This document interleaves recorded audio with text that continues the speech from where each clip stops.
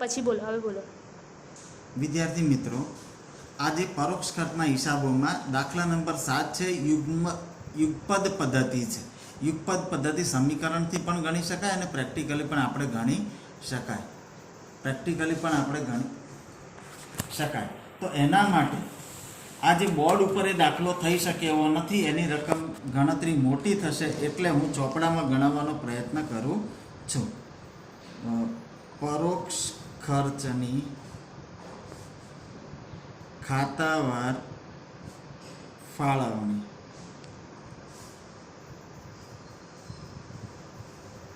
મારી સાથે સાથે તમે પણ આ દાખલો ગણશો. વિગત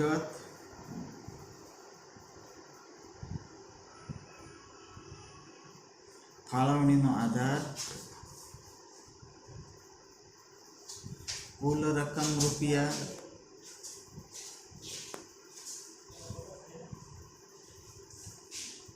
ઉત્પાદન વિભાગ અને સેવા વિભાગ,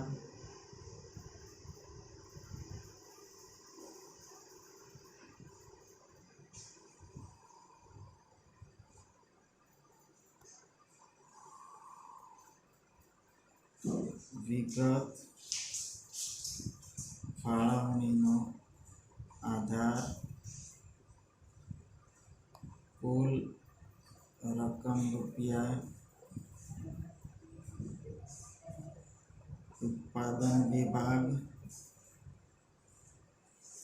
સેવા વિભાગ, અબક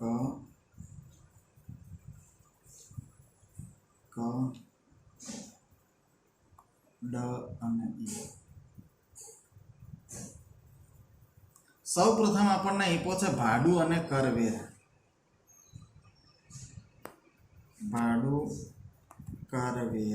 ચલો, ભાડું અને કરવેરા કયા પ્રમાણમાં ફાળવવાના આવે? ભાડું અને કરવેરા રોકેલી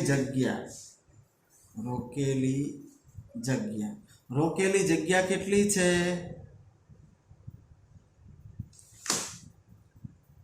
રોકેલી જગ્યાનું પ્રમાણ 2000 જેમ 2500 જેમ 3000 જેમ 2000 જેમ 500.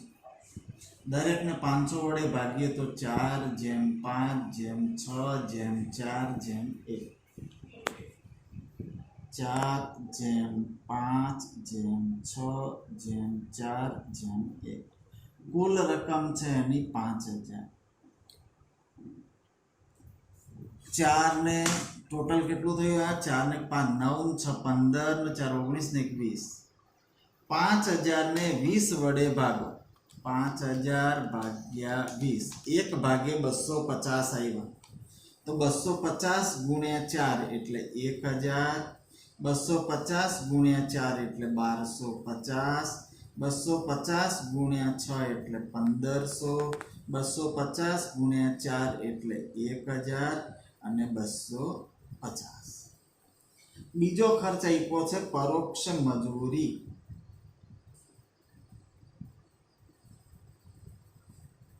પરોક્ષ મજૂરી કયા પ્રમાણમાં ફાળવવાની? તો પ્રત્યક્ષ મજૂરીના પ્રમાણમાં. પ્રત્યક્ષ મજૂરી. ચલો, પ્રત્યક્ષ મજૂરીનું પ્રમાણ કેટલું છે?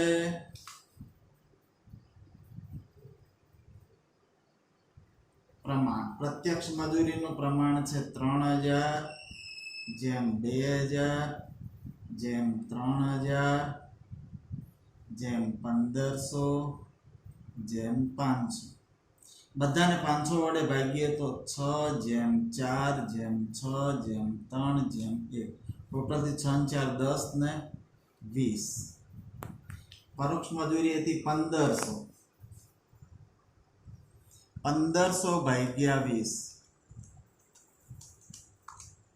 75. 1 ભાગ્યા 75 આવ્યા. 75 ગુણ્યા 6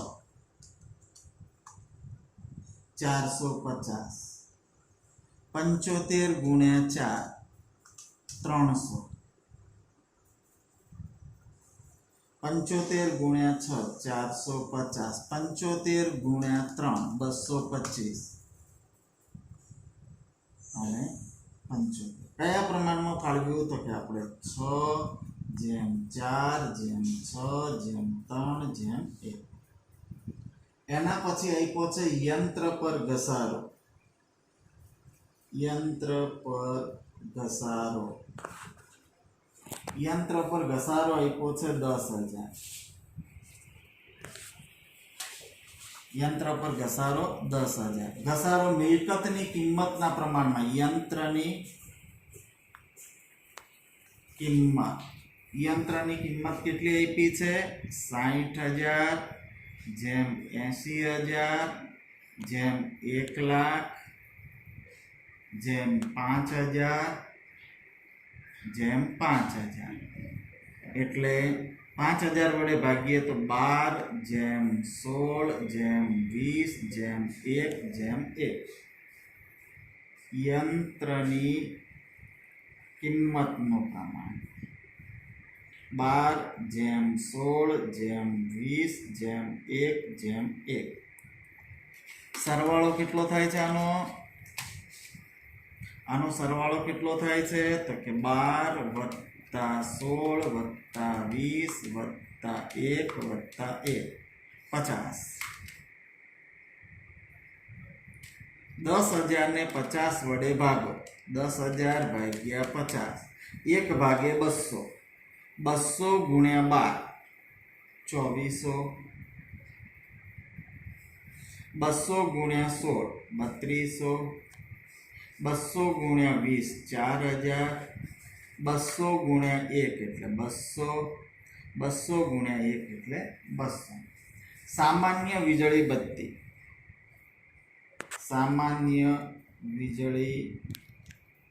બત્તી.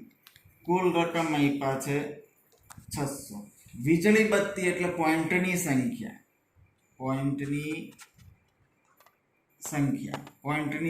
કેટલી છે?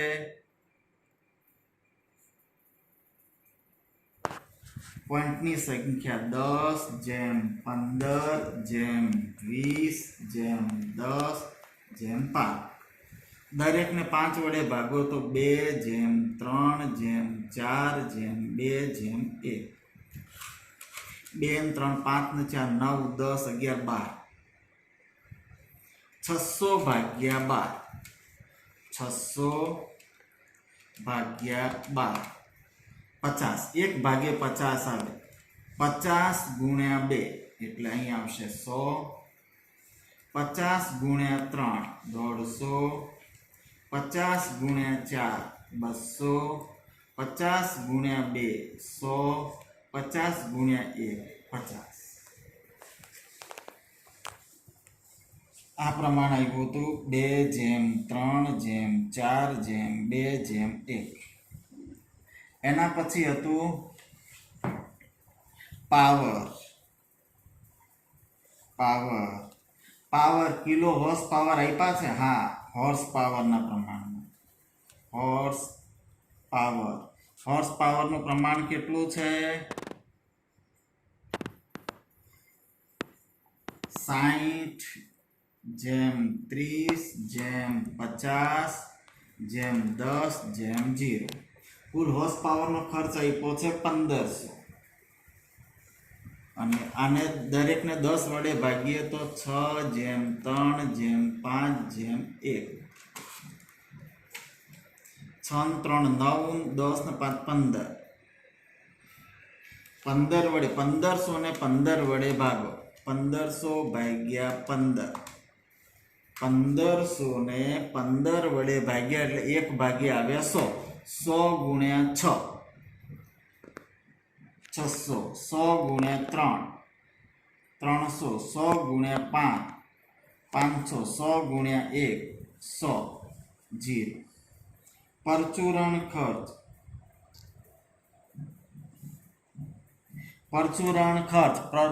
ખર્ચ પ્રત્યક્ષ મજૂરીના પ્રમાણમાં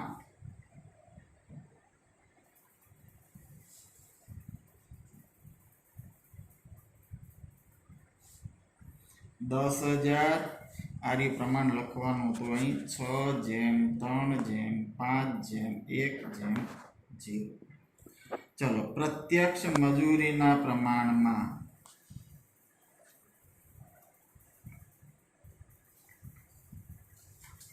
જોઈ લો અહીં આગળ આ નવો પોઈન્ટ આવ્યો છે તમારા માટે।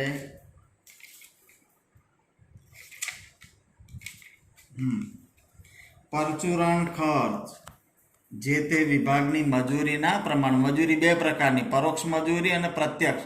આપણે પ્રત્યક્ષ મજૂરીના પ્રમાણમાં ફાળવવાનું છે। પ્રત્યક્ષ મજૂરી કેટલી આપી છે તો આ રહ્યું પ્રમાણ 6:4:6:3:1 20 થયા। 10,000 કુલ ખર્ચ 10,000 ભાગ્યા મજૂરીનો ટોટલ કેટલું છે 20, કેટલા આવ્યા 500, 1/500 આવે। 500 ગુણ્યા 6 3,000, 500 ગુણ્યા 4 2,000, 500 ગુણ્યા 6 3,000, 500 ગુણ્યા 3 1500, 500 ગુણ્યા 1 500। અહીં આગળ આપણને પરોક્ષ ખર્ચ પૂરા થઈ ગયા। અહીં આગળના પરોક્ષ ખર્ચ આપણા પૂરા થઈ ગયા। હવે વધારાની માહિતીમાં પ્રત્યક્ષ ખર્ચ કે પરોક્ષ ખર્ચ છે તો લખવાના। ચલો રોકેલી જગ્યાને ખર્ચ કહેવાય નહીં, પોઈન્ટની સંખ્યાને ખર્ચ કહેવાય નહીં। प्रत्यक्ष मजूरी, हाँ प्रत्यक्ष के परोक्ष प्रत्यक्ष। चलो प्रत्यक्ष मजूरी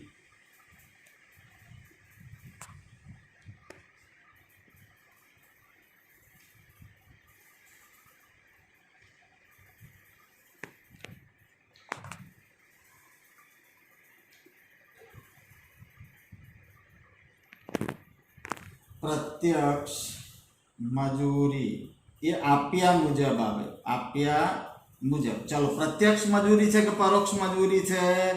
प्रत्यक्ष हो तो उत्पादन विभाग में आवे नहीं। शू बोल्यो हूँ? प्रत्यक्ष हो तो उत्पादन विभाग नहीं आवे नहीं, फक्त परोक्ष विभाग नहीं आवशे। सेवा विभाग नहीं आवशे। प्रत्यक्ष हो तो उत्पादन विभाग नहीं आवे नहीं, सेवा विभाग नहीं आवे। सेवा विभाग नहीं 1500 અને 500, 1500 વત્તા 500 એટલે કુલમાં થયા 2000। હોર્સ પાવર ને ખર્ચ ના કહેવાય, યંત્રની કિંમતને મિલકત કહેવાય, એના કામકાજના કલાકો છે।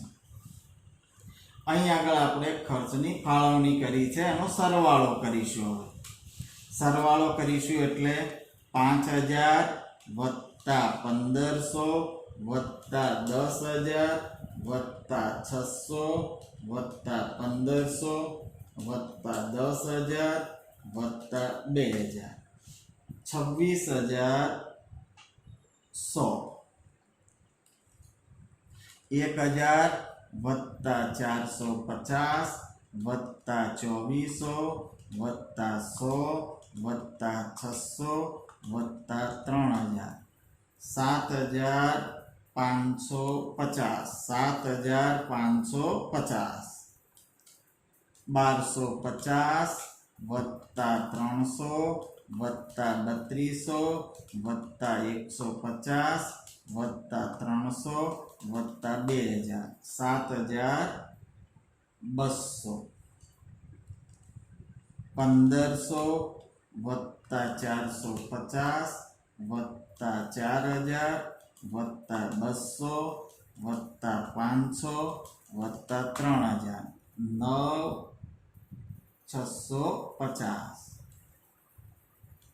1,000 વત્તા 225 વત્તા 200 વત્તા 100 વત્તા 100 વત્તા 1500 વત્તા 1500 4,625। 4,625।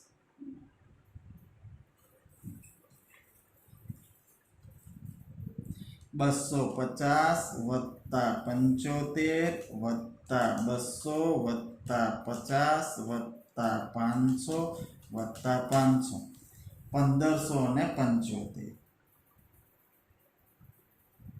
હવે આ કરતા પહેલા જોઈ લેવાનું આ બધાનો સરવાળો કુલ થઈ જાય છે કે નહીં. જો ન થતો હોય તો આપણે ક્યાંક ભૂલ કરી છે. 1575 વત્તા 4 625 વત્તા 9 650 વત્તા 7200 7550.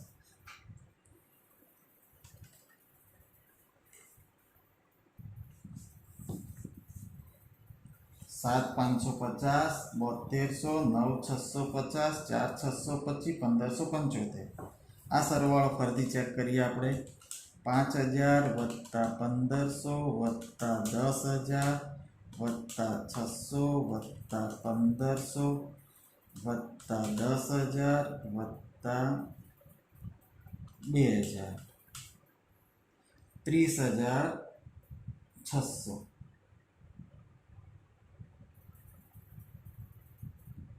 30600 છે.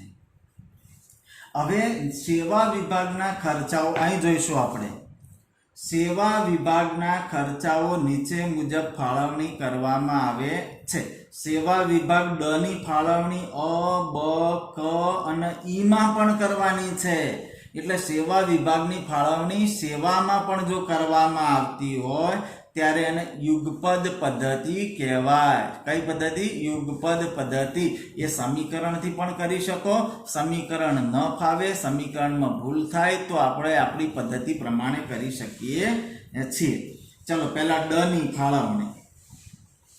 ડ ની ફાળવણી કઈ? 20 30 ને 10 20 ને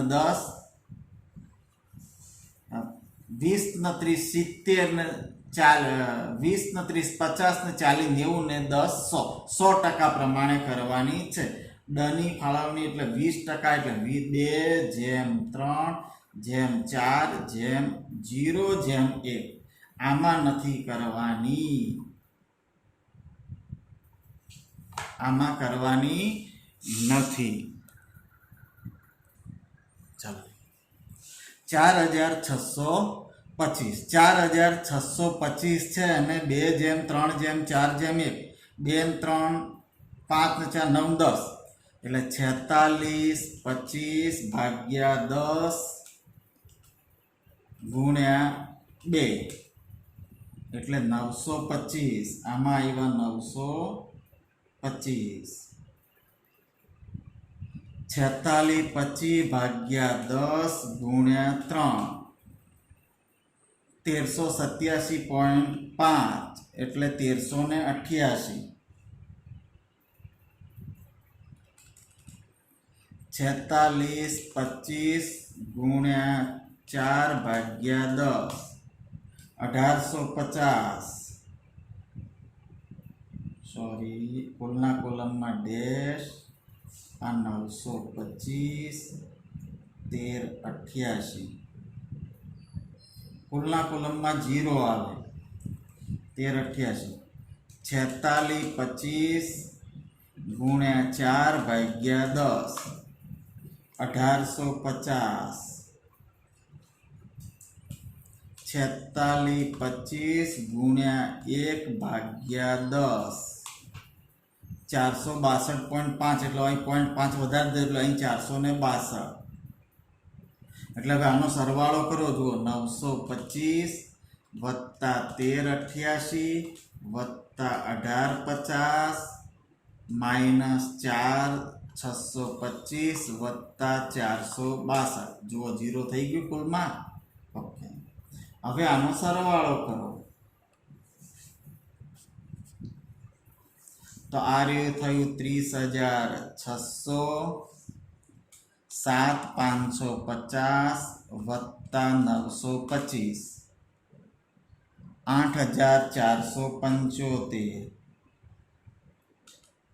7,200 વત્તા 1388 8,588 9,650 વત્તા 1850 11,500.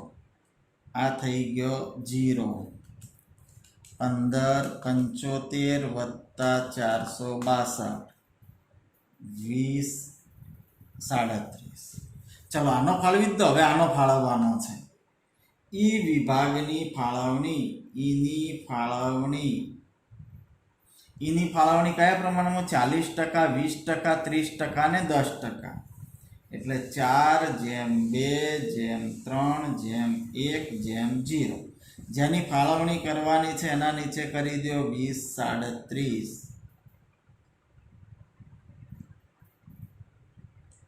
માઇનસ. ચલો 20:37 ના 40% ગુણ્યા 40%. 814.8 એટલે 815.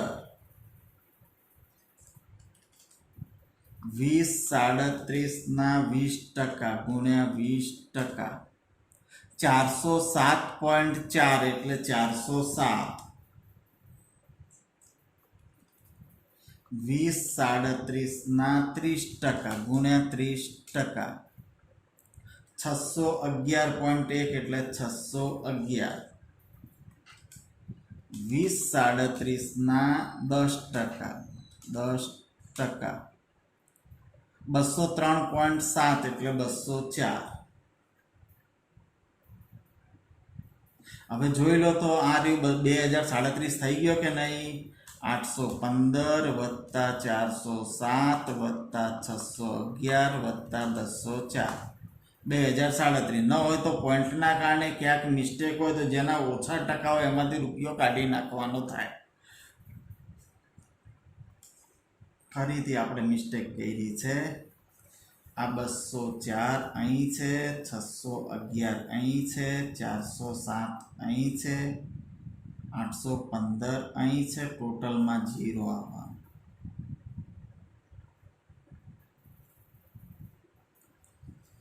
હવે 30,600 વત્તા 0 એટલે 30,600. 8,475 વત્તા 815 9,290. 8,588 વત્તા 407 8,995. 11,500 વત્તા 611 12,111. આ એવા 204 ને 0. હા, આ તો સેવા વિભાગ છે અને પાછું સેવા વિભાગમાં કેટલી રકમ આવી ગઈ? 204. તો પાછી એ ફાળવવી પડે. જ્યાં સુધી આ રકમ 0ની નજીક ન પહોંચે ત્યાં સુધી ફાળવવું પડે. એને કહેવાય યુગપદ પદ્ધતિ. શું કહેવાય એને? યુગપદ પદ્ધતિ. જ્યાં સુધી એ 0ની નજીક ન પહોંચે ત્યાં સુધી એને ફાળવણી કરવી પડે.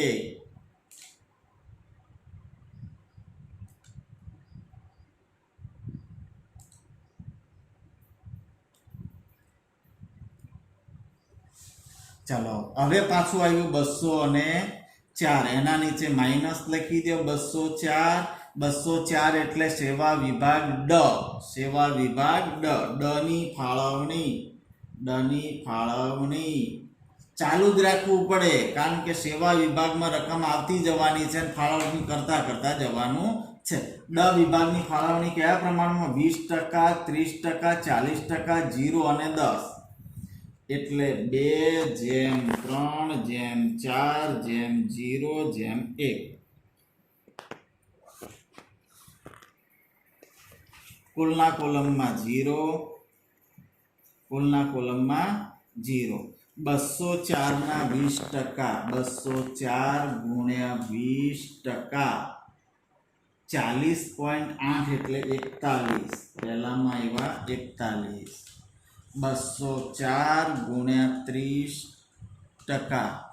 612.2 એટલે 61.2 એટલે 61. 204 ગુણ્યા 40% એટલે 81.6 એટલે 82. અને 204 ના 10%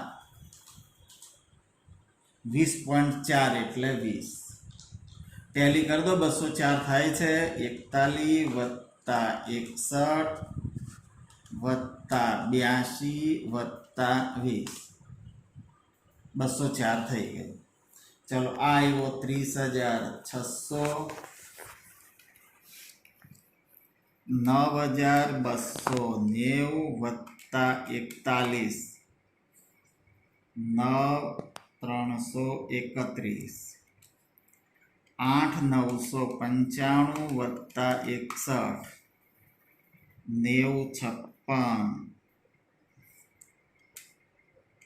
12,111 વત્તા 82 12,193 આ 0 અને આ 20. લો પાછું સેવા વિભાગ ઈમાં આવી ગયું.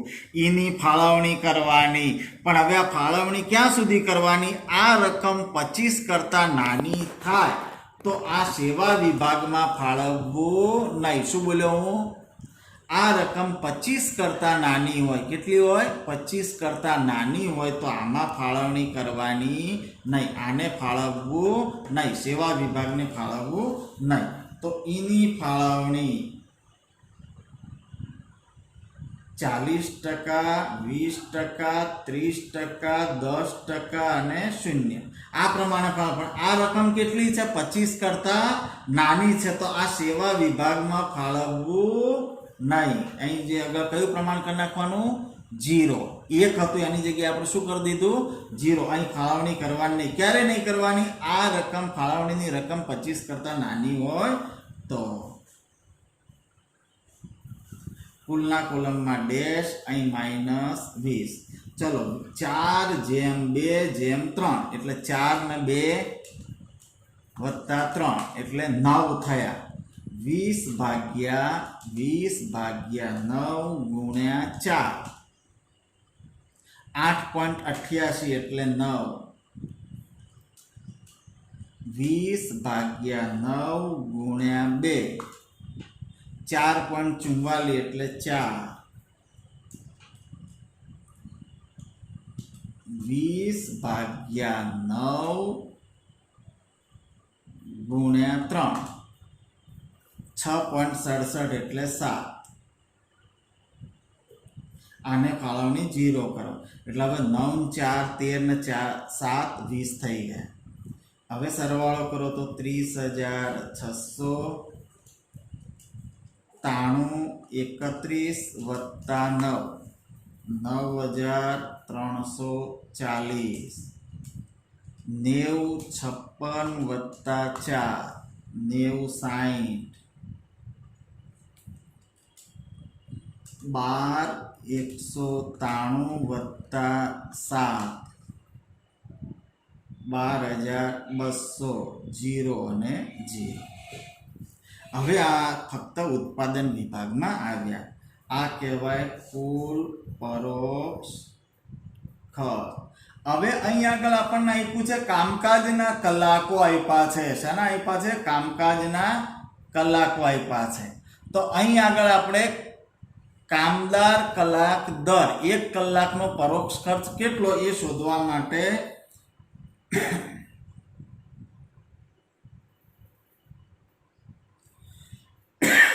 ભાગ્યા કામદાર કલાકો. કામદાર કલાકો આના કેટલા આપ્યા છે? 6,226.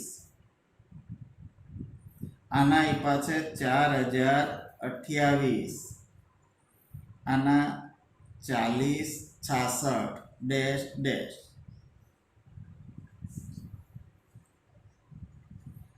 પ્રત્યક્ષ કામદાર કલાક દર મળશે આપણને.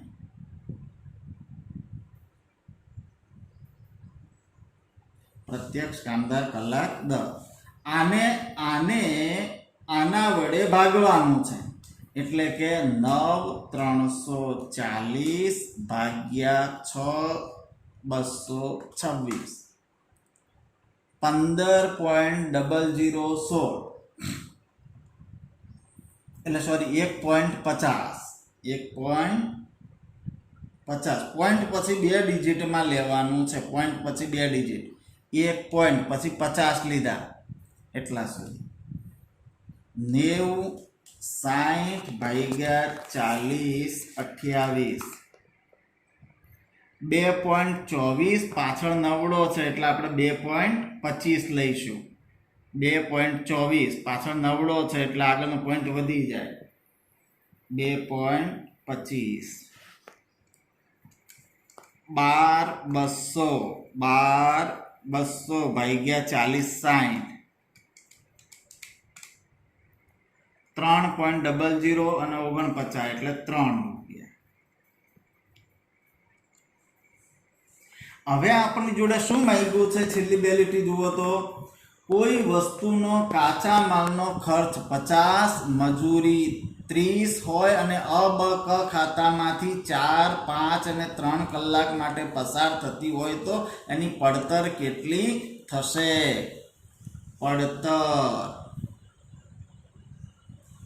પડતર ચલો માલ સામાન કેટલા રૂપિયા આપ્યો છે માલ સામાન પાછળ કેટલો ખર્ચ થવાનો છે વસ્તુનો 50 રૂપિયા 50 પ્લસ મજૂરી કેટલા રૂપિયા ખર્ચ આપ્યો છે જુઓ રકમમાં તો 30